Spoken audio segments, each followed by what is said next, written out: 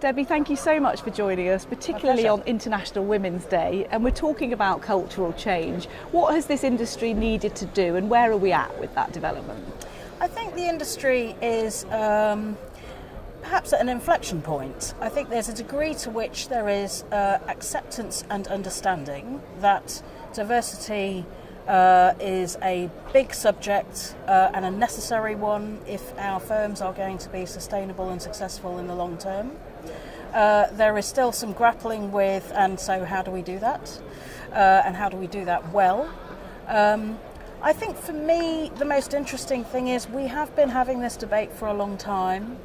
I think there are passionate advocates on one side, there are some die-hard skeptics on the other, and I still don't know that we've won the hearts and minds debate within firms and within the leadership of firms.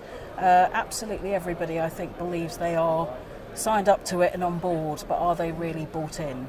And I think the buy-in is that we have to continue having the discussion.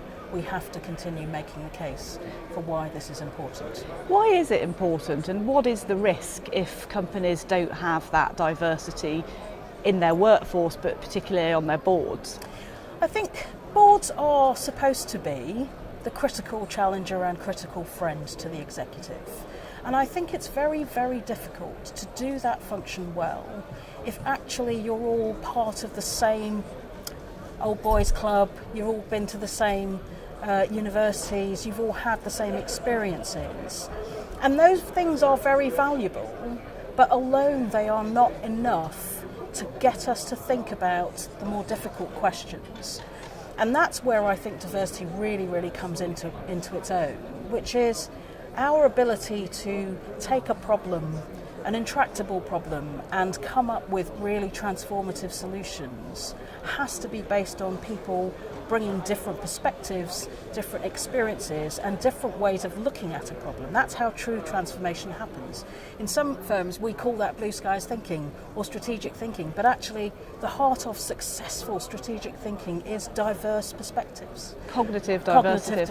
Diversity. And cognitive diversity is not just the way in which you approach a problem, it's not just the psychometrics of how you approach a problem, it's also the way in which your experience, your identity, your lived career has shaped the way you value things and think about things. So you believe that everybody knows they need to do it, but there's still a long way to go. So what message would you like any of the delegates that are here, there's 1,000 people at this conference, to take away with them as a key message from you?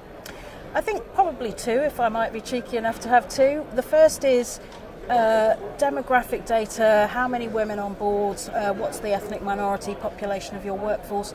Those are important indicators, they are not outcomes. And sometimes we forget that. They are an indication of how open a culture do we have. And I think we haven't yet explored enough what the more rounded set of indicators might be that help us understand that. But an open and inclusive culture is really the holy grail of this whole debate. The second, I think, is what can we do to change it? It feels too big to do overnight. It feels frustrating that we haven't made more progress than we have. But I do believe that it's the little things on a day-to-day basis that managers and leaders can do that signal the culture of a firm, and that's something really important and often overlooked. Keep chipping away. Yeah. Debbie, thank you so much for sharing your My insights. pleasure. Great to talk to you.